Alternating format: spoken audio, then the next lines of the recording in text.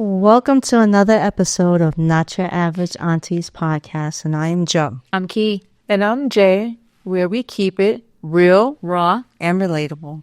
while sharing our experiences and opinions. And feelings. Well, no, we're not doing that. We're not doing that. So, ladies, what are we talking about today? Would you ever entertain reality TV? First, before you answer, though, we're going to break this down on what it entails. Okay. So, reality TV depends on your personal preferences. Some people find it entertaining due to its drama, competition, or unique situations that may arise, while others may not resonate with the format. If you enjoy unscripted content, character dynamics, or social experiments, you might find certain reality shows appealing, and it could be worth trying a few different types to see which one catches your interest. Okay. I would challenge it. Is it really unscripted? I was thinking that too. Some of it is scripted. They're all scripted. I'm sorry. Yeah. A lot of them do have the scripts. Yeah. Well, so talk about reality. If you go back to the first original reality show, The Real World, or what we thought was the first. Okay. The actual real, if you want to say, and this had to be unscripted. Mm-hmm. Candid Camera. Oh, wow. You're taking it back. No, I got one further, but that's in my fun fact. Okay. Okay. Wow. What's the one go further back than Candid Camera? Because I didn't know if there was another one. We're going back 2 years after I was born. What was it? Well, wait, let's wait for Yeah, that. it's my fun fact. Okay, I'm sorry. Mm-hmm. I must have fun fact. Yes, sorry. Okay. But So go ahead. no. I was gonna just say I just challenged today. Today's a lot of it is scripted. Yes. Yeah. Yes. So first, I guess, answer the question: would you even entertain it?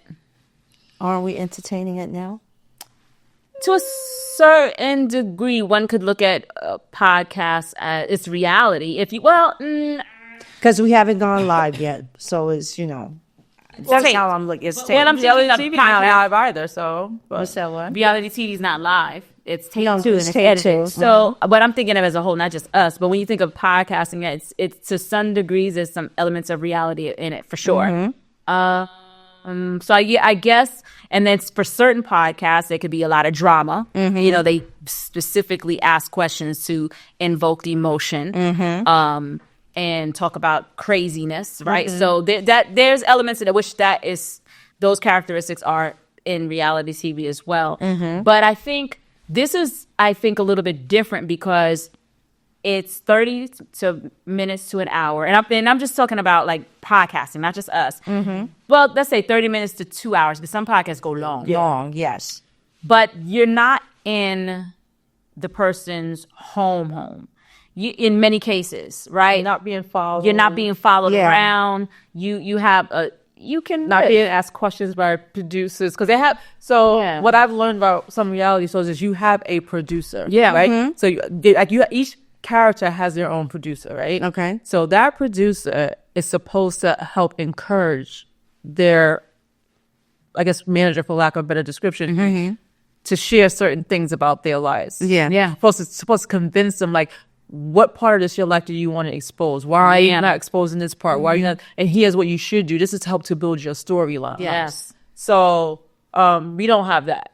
No, I know. This is like the introduction to, that's how I'm looking at it. No one's following us around saying, But we're still sharing experiences of our lives. True. I understand what you're and saying. opening I up, understand. even vulnerable like I did yeah, before, I understand. to the world. So Yeah. I get. I know it's not true I get the reality TV, But but we real. Like, they not real. Yeah, some of them, yeah, because some of it is fake, and some of it is like there's always. Think about it. In TV, this is a little bit different, but in TV, you're always gonna have like a show. There's always gonna be like a protagonist, right? Someone that's gonna be like, and I guess maybe I'm the person. I'm always asking those crazy questions. I'm not evil, but Not you. You have to have the villain to do the trouble. can't be all good. Can't be all good because that's what people get lured into. Yeah. So I just think that sometimes a lot of that, even in reality TV, unless it's like and I can't even say it, even if it's like a home improvement show, the protagonist may not be the villain, but maybe they're always going to show something that could went wrong. I know. Yeah, I was gonna say something always. It's always. Like everything could look great. Oh, we can do this, we can do that, and then this thing happens. You know what I mean? So because that's what keeps people engaged. Like, ooh, what's going to happen next? Yes. But at least we get to control how that goes. You get to control as much as you want. Yeah. I was gonna say, and some of it is really just a stepping stone for some of these people. Because look how many people have born what their true passion is. I'm the army. Yep. Yeah. Yeah. So They did something. so instead of promoting their businesses, and I ain't mad at it. other than me either. So they garnered other careers out of it. Some gone on to acting, some gone, to music and all that kind of stuff. So And some people don't do nothing. yeah. And some of it is fake. Some of it, I remember listening to somebody on another podcast where they were saying specifically, and this could be in other franchises, but like the Atlanta franchises of these reality shows, that these people they ain't living like what they say they living like. Yeah, I think there's a group of them that aren't. I think there's a group of them that do Have it going on. they got their own motion. Yeah. Right. And some of those They move in silence. Right. And some of them are no longer on the show, but have always had their own motion. And I think there's some that it's like, you didn't really, cut the mustard. Right. But listen, I think to your point, it is a stepping stone to do other things. When you have an opportunity to do something like that, you have to maximize it and try to, I also, where I get caught up in is like, when you think about the reality shows, whether it's the Real Housewives franchise, whether it's the Love and Hip Hop franchise, I'm trying to think, like going down, even selling Tampa or selling this or selling that, most of the time, all the women look the same. And what I mean by that, they have the same, not visibly, they just have the same characteristics in terms of what they wear, what their hair is like, what is this, Yeah. I'm trying to think of people that may have debunked that, but most of them, the majority of the women, they wear their hair, they have the lace fronts, they have their wigs. I probably see it more on the black sides, the black versions. Even some of the white women, they all got they wear their hair. Oh no, I know they wear hair, but they got their face. I think it's the fillers, the fillers. Yeah, no. Everybody has like the same thing, and what it lacks is versatility and individuality. Individuality, yes. Because guess what? Being individual, being different, that ain't selling. I think, and that's the Housewives of Potomac. Not all the ladies there. But she's gone. Which one? Because you're talking about Monique, the one that was married to the football player, white dude, where she had the 2 kids. So she's a singer, Ashley. No way. Is it Ashley? Yes. Ashley was married. She was yes. Well, yes.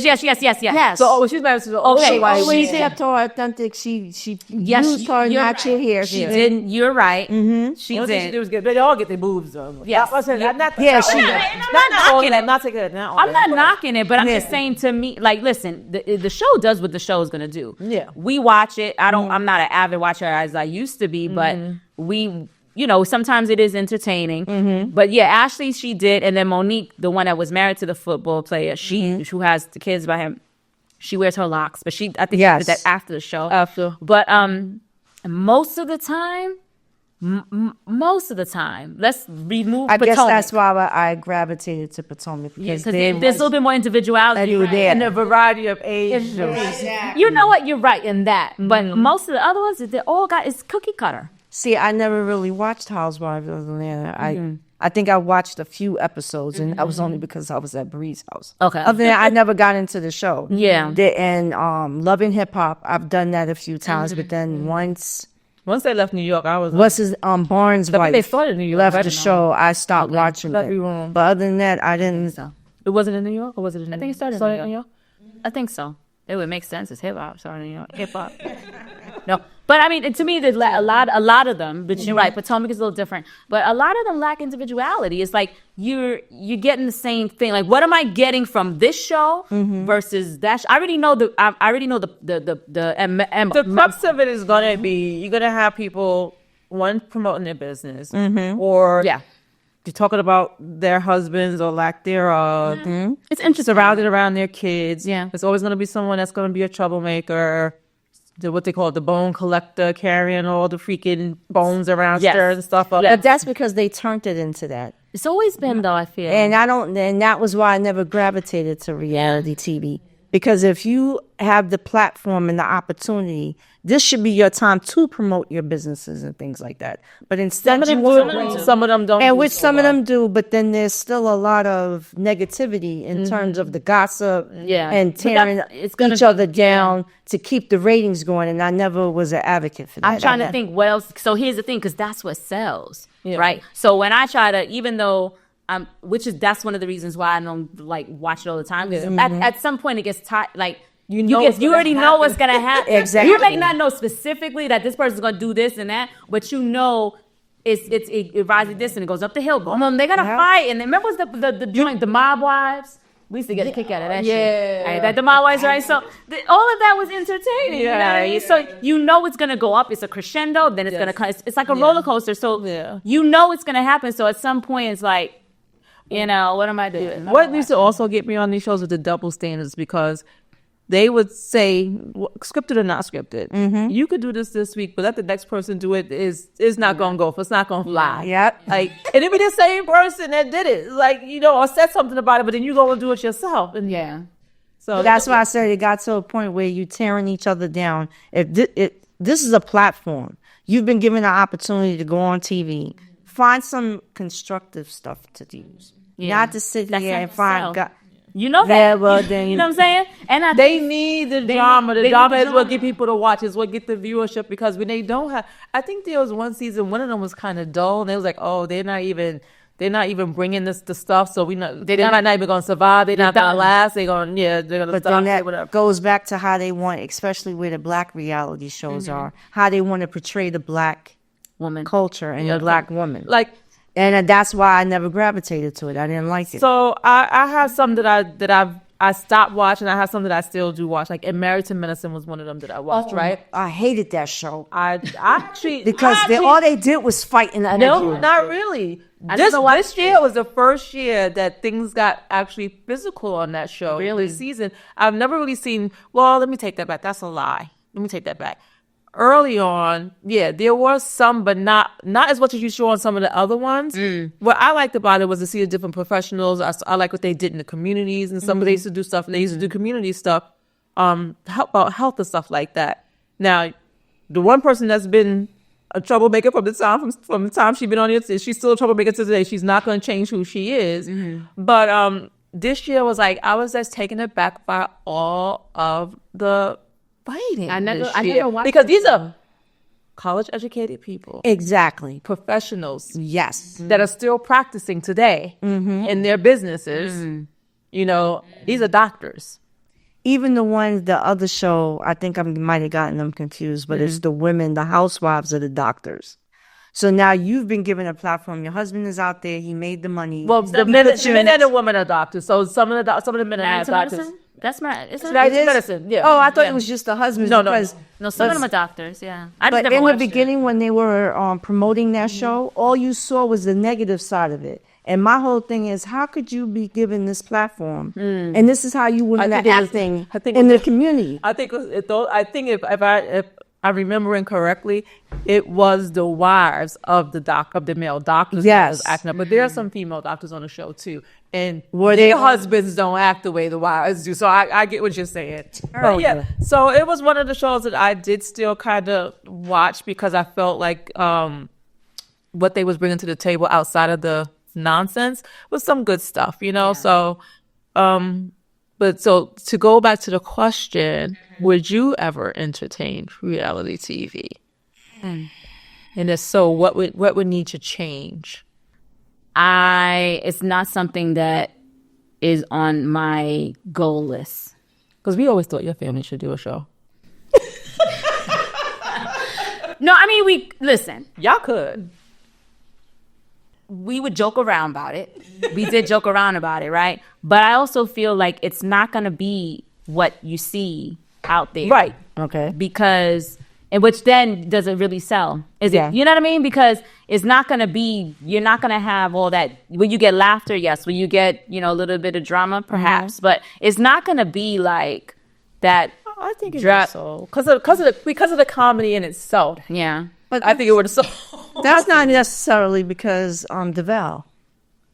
Yes, but His is very positive. You don't see negativity at all in his. But here's the thing. This is where my hesitancy is. He's not necessarily, he's on TV. Him and his wife go on YouTube, and they've been doing that for years. Yeah. But with that comes responsibility. And with that comes your ability to make sure you have the boundaries in place, which I think they've done a pretty decent job up until, they've done a good job. And he definitely draws the line, and she will draw the line too. But you also have to be in a space where, even though you have boundaries, people will try to overstep those boundaries. Yes. So for me, because I can be diplomatic. There comes a point where I may, you cross the line, and then it's gonna get real good. I'm gonna get some good ratings. You know what I'm saying? So because I'm not gonna hold my, at some point you have to really step away. But if you cross the line too much for me, that's why I'm always a little bit hesitant. So like I posted stuff online. And yeah, then even my family, we joked around about the doing reality, but in our own like YouTube type thing. Yeah. But I also know that how much do you want to put yourself out there, because it comes with a lot of responsibility, and I just don't know that I want to do all of that. I don't know. Who knows? That public exposure now, you really I don't know that I open want to do yourself all of that, So because I also know that I'm not. People get media training and all that stuff, but at some point I can have all the training in the world. And then listen, let's be clear. I know when I shouldn't say things, but if you push me too much, I'm gonna push back. And I don't give a damn about no media training, because sometimes the audience, they feel like they're entitled. Yeah. And that's where we go wrong, especially in social media. They feel like if you put yourself out there, they're entitled to, well, what happened? What happened to this? And you got to tell, I don't have to tell you anything. And they forget they're human. And that's what they go. It's like, the question I had is reality TV versus real life. What's the price of fame, and is it worth it? Like, so when you think about that, is it really worth me putting my family out there like that, exposing our family in that way? Yeah. Not to say we got stuff that could get us in. No bombs and none, but it's just little things. People create. Exactly. They make up stuff. Exactly. And then that becomes it has an impact on now you could relationships ignore overall. it. Now there's you can ignore up to a point, but at some point it's like you gotta clap back to let them know. Unless you get to the point where you're like Beyonce status, like she's great, she don't say nothing. Where Rihanna be coming with the Rihanna would be like, what? Pop, pop, pop, pop, right in your head. You know what I mean? So real talk. She'll clap back. That accent come out real quick. She don't play no games, and she'll call you. She'll clap back and be like, and you look at you. Yeah. So that I err on that side. Yeah. I err on that side. And I would be also. The one thing about reality TV, what I would say, you always know when a new show is about to drop. If you ever be on social media, all of a sudden they stirring up shit. And I think that's all part of the marketing. Yes. Yes. They start stirring. All of a sudden you see something on Spiritual World or the Neighborhood Talk. Yeah. And they talking about somebody says this. And to me, it's all fake. I don't care what anybody says. I don't believe it. So let me ask you a question. So have you guys been following the recent stuff that's going on with the Breakfast Club? Yes. So do you think that Wait, I answered. Okay. So what I learned and what I knew, and I was having kind of the questions myself, right? So Jess eventually got hired after being a guest for a couple of. Yeah, I know that part. Went on maternity leave.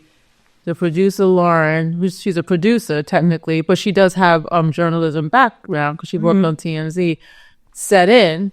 Okay. While Jess was on maternity leave at what Jess says was of her choosing or advocating for her to sit in her seat while she was gone. And when she came back, they had this plan, whatever their plan was. I don't know what the whole plan was, but the plan was not for Lauren to be a fourth seat when Jess got back. Okay. So it turns out some pot was being stirred just called it, what she called the damn high school from with From Kisa. right?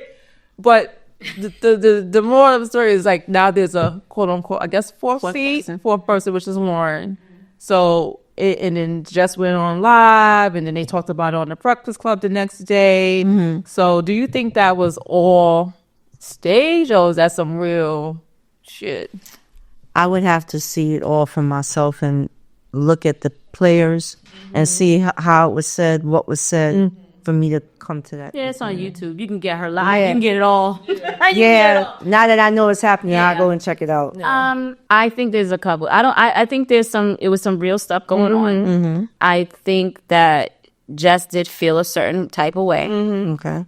I think that perhaps things were not explained to her, and the communication was off. I thought people didn't keep their commitments. Maybe they didn't keep their commitments, but the communication was off. Based on how you said it, that's how I do feel that way. And I also think that because she, her baby's only 6-7 months, I think that she still her postpartum, that hormones is still there. She's very emotional. She's emotional, so I think that plays a part in how her reaction to certain things. Yeah. And the people in the comments ain't helping. Because they just saying like, "Oh, it's just fired." I never ever got the impression that she was fired. No, I never got that impression either. But it was questioned, like, what happened? Why is this person? Because they never made an introduction. They made an introduction way after. Like, she finally got her promo. Lauren with the whatever it is, I forget what her segment is now. But it came way after she was sitting in that fourth seat for a while. Yeah, I don't think it was handled right. Where Jess was introducing Jess with the mess, and then she was telling the story. Yeah, it wasn't handled right. Yeah, and even it wasn't looking right. So. It wasn't looking right. It wasn't handled right. Yeah, and I thought even it was a little bit weird even before they had the big debacle, right? Okay. So I think that could have been handled better. Now, the fact that she went live, that's one thing, but that might have forced their hand to actually discuss it on the show. I think that had she not went live, they probably wouldn't have been privy to all of that. Yeah. And things probably would have blown up even worse than it was. Yeah, unless they had the behind the scenes conversation. But it sounded like they had a couple. That's what it wasn't. They had a couple, but things it wasn't landing right. And they were trying to say Charlamagne was stirring the pot and this, that, and the other. I don't know. What tell you? Men get gossip. He supposedly told just to tell Laura to shut up. Yeah, yeah. Like, but you guys know, like, yes. To me. That happens during the George shut up. So apparently there was a previous show where Lauren may have been over talking Jess. Okay. And she told her to hush or shut up or whatever. Like hush up, yeah. Hush up or whatever. So then on the side, she said shut. I think she might have said shut the first time. No, I think she said hush the first time. And then what? Yeah. And then he texted her and said, no, you could tell her shut up or whatever. But I think too. So yes, it's wrong. But I also think he also knows what makes for good radio. Like, by them, the banter, Charlamagne and Jess always throwing back. They go back, but even with her, that's gonna get people to tune in. Let's go. Like, I bet you right now, the ratings that they got for that next day after she went live, that shit went. You know what I mean? So it's about going back to reality TV, making it the drama. Yes. This to bring them in. Do I feel like there's room for all four of them? Yes. Do I feel like there was a lot of miscommunication or people not handling communication like they should have? Yes. Do I think she has postpartum? Yes. Do I think? I mean, there's a lot of different variables that could be. Yeah. So I don't know that it was staged, except for the fact that they probably didn't need to. We didn't need to be a part of that meeting. The conversation they had on the episode the next day. So considering the history of how reality TV is, and a lot of that stuff is staged and is played to the T, is there a possibility that all of this could have been staged? Like it was planned out from the time she came out and said she was pregnant. How they were going to play it out when she was already pregnant when she got hired. No, and I get that. So I guess if you have good producers, is there a possibility that all of this could have played out? You never know. Exactly the way we'll never know. You never know. Maybe. I wouldn't listen. That sounds like far fetched, but I don't have nothing because people be doing some weird stuff with ratings. People be doing, but in looking at her face, I kind of feel like this is some realness. Today. Yeah, Okay. she was. So It was. she She was was hurt. crying on, She was hurt. show. So I do feel like it was. Yeah. It was so. And another thing, what it made me, and I was discussing with my husband. This reminds me of she's young. She's in her 30s. She never really did corporate America, but the way they might have done her in that here, that to me reeked of corporate America. This is how they do black women, and pitting black women against each other. I've seen it a million times, right? So when I heard it and I was listening to her live, and it's just seeing like some things you could tell she was so hurt that she was missing the points that were actually some valid points. I was like, hey, hang on, we did say this to you, you missed it. Because sometimes you only hear what you want to hear because you're upset. But still, I still think they didn't handle it. It could have been handled better. Yeah, that's all, So that's my take on that. Yeah, I just think, listen, there's a fine line between entertainment and exploitation. And I think that a lot of times we exploit ourselves because we go on those TV shows and act the fool, fighting and throwing stuff and carrying on like crazy. I just seen a clip of Elevin Lozada. It just came across my timeline like, I think it was last night. It was an old one. And honestly, I've never seen it before. And I just go, because I wasn't watching it. She did. What's the table? No, I saw that one. When she was there, they were at a pool and she was cursing out somebody. It might have been some lady named OG. I don't even know them people. You talking about Evelyn from Yes. Oh, that chick is... I back. And it was old. And somebody had posted it and was just like, I wonder if she sees this now, would she be embarrassed? So I looked at it and I was like, whoa. And all she was doing, they were at a pool and she was popping her thing and cursing the lady out. And I don't know what she was saying, but she... it was something. So you wonder, listen, she got her checks. She did whatever she needed to do. But can you be proud of it? I mean, I don't want to do nothing that I can't look back 10 years from now and be like, yeah, I'm proud of that. Yeah. Because that kind of is like, oof. I don't think she would have regretted what happened on that show. Not at all. Yeah. You don't think that she would say, No. Okay. I mean, I don't know her for a can of paint, but, I just feel... She was one of those that was, anytime something was about to pop off, she was that quiet before the storm. You go ahead, keep running your mouth. Nice and silent and quiet, and all of a sudden, totally from left. So that makes me ask, if you were in a reality show, would you be the one, the voice of reason, or the one out there flipping them tables? I'd be the one flipping the tables. I already know. And there ain't no way of thinking. That's why I'm very cautious about. I don't think I could do reality TV. I couldn't do it. It's too much exposure, and at some point somebody's gonna try you, and it ain't but so many times I'm just gonna bite my tongue because I'm trying to keep the money flowing. Then I'm gonna let you get away with too much. So I'm gonna be that first one to snap off. Yeah, it's dumb. I would try to be the voice of reason, but the ones that are voice of reason, they don't last. They're boring. You see what I'm saying? You're like, you have to have spice. I don't care. Like, think about it. Even Cynthia. Yeah, because she was, and then she tried to have the spice. Because it wasn't that's not her person. It's not her personality. But then they said she was dry. You see, you gotta have something. Va-voom, va-voom. You cut. So that's why everybody tries to jump on and they try to talk mess about, like, all sassy. Yeah, immediately. Too late. They don't even at the new ones. They try to, like, Portia's back, I think, and some new chick, as soon as Portia comes in the room, she was like, Lord. Do you see that excitement and glare in their eyes as they're talking about? I'm just like, do a little research. When so I had to do a little research. I don't really watch it that often. It's been a long time. So when she comes back and some new girl, I don't know her name. And it's not to minimize the girl because, I just know Portia because she's been on it before. She's an OG. But the girl came, and as soon as Portia walks in, she's like, why you took that lady husband? It's like, immediately. So, you get what I'm saying? So, it's like you have to go. She just came for her. Because if you're not, you're going to get cut.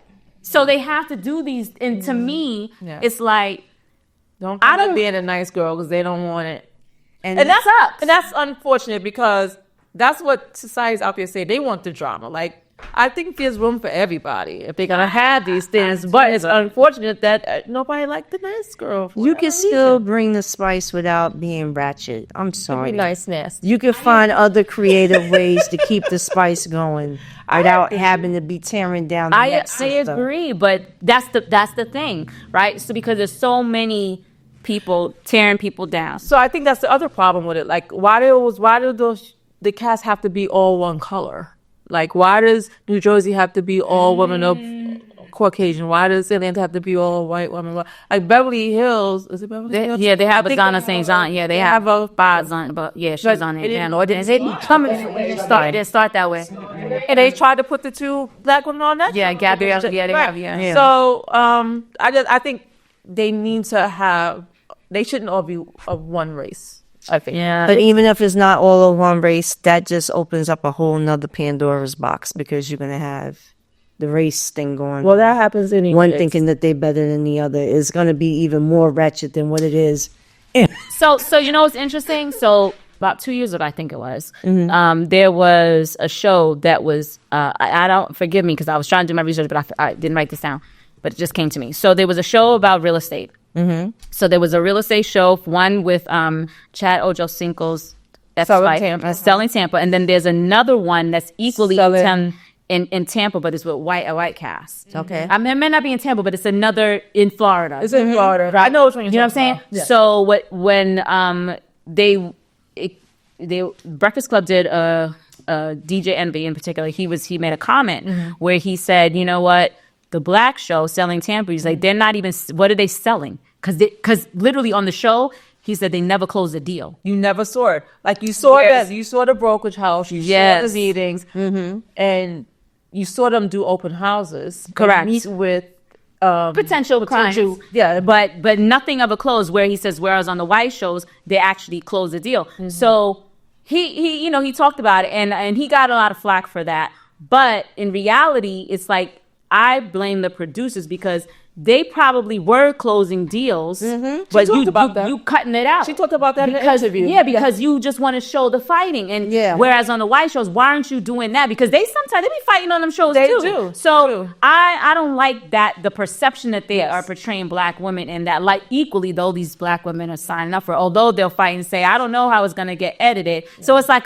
it's just a whole bunch but they should advocate for that. Because she talked about that on an interview. I think she had with Carlos King where the show didn't get a renewal because of whatever the ratings, they were.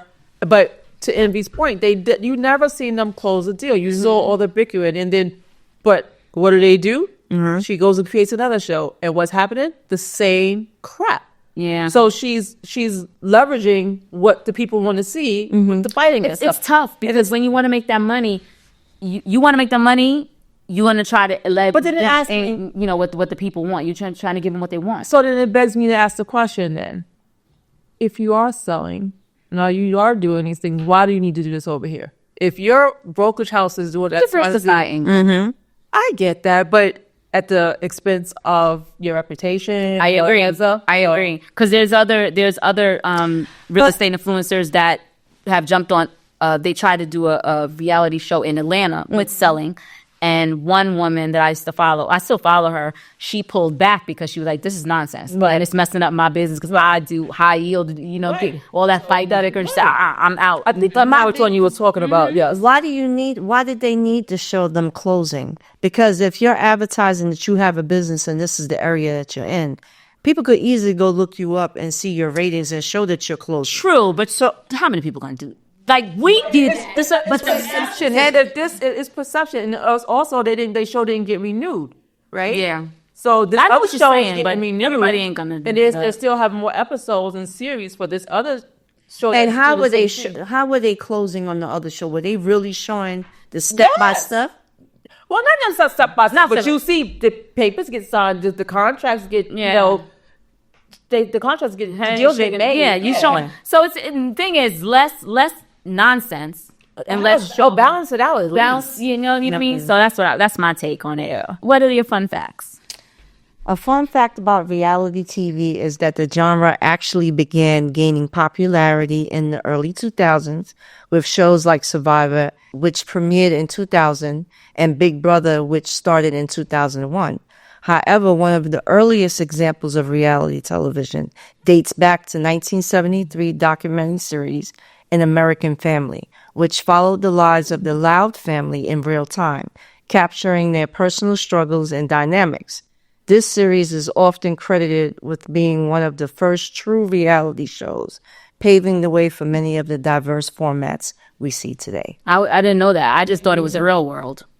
Yeah, it was Real World in 1992 and Candid Camera in 1940. I still like Candid Camera. Yeah. Yeah, there was like a lot of old. Those had to be replays though that we would. Yeah, for sure. Unpopular opinions. Unpopular opinion. Now, this is to me. Okay, let's hear it. Reality stars work harder than some 9-to-5 employees. Now hold on, no. They got listen. They work. I'm not gonna say they don't work any harder or less harder than we do, but That must have been a reality star who put that there. You know what? I guess I can see it as the people that's on reality TV, there's things that you have to do because they're not spontaneous. They are script. So you got to take the acting classes.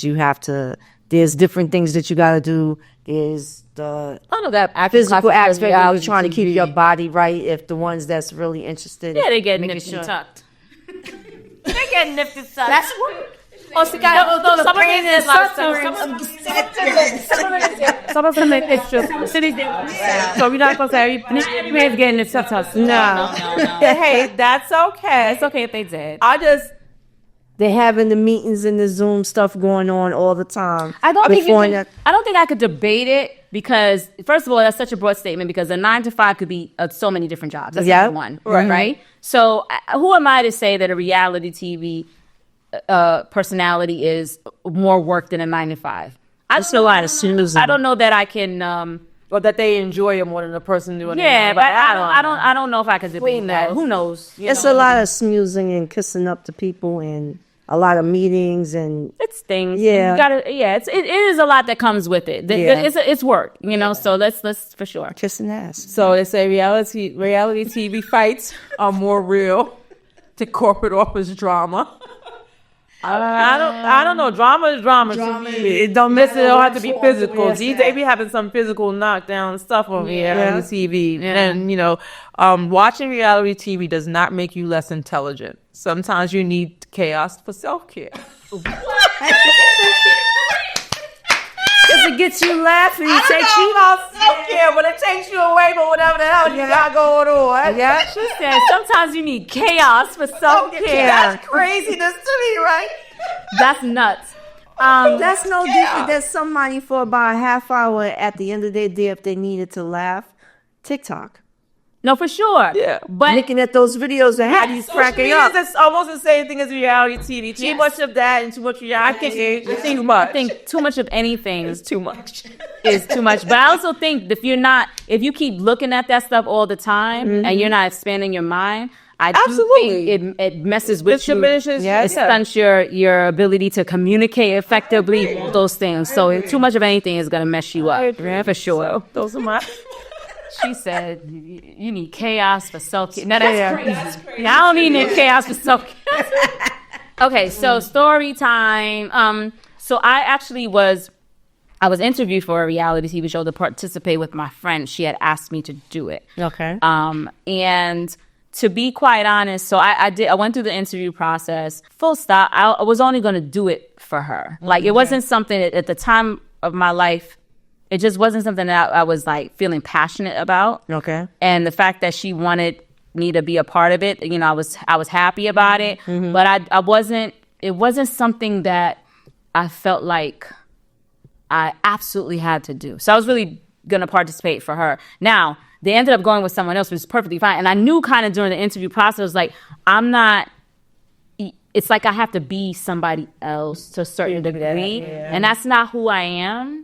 So I just don't want to play that game. So I was fine with bowing out or being they self-selected and I'm not. Now, granted, they ended up going with somebody and then she went back. They were going to come back, but then I was just like, it's not. To me, it just didn't seem like I get a good ROI for me participating in something like that. So I you know, decided not to go about it, you know. Okay. Plus, there's a cost associated with it, right? So you, especially certain shows, you're responsible for all of your beauty, all your stuff. And I'm not even talking about that because to me, the glam stuff, you could do that. But for what the show was for, is like I would have to. It's still money because it was around improvement, right? Yeah. So I just didn't feel like it would be a good ROI for me. So I was like, I'm not doing this. So yeah, it's not my bag, man.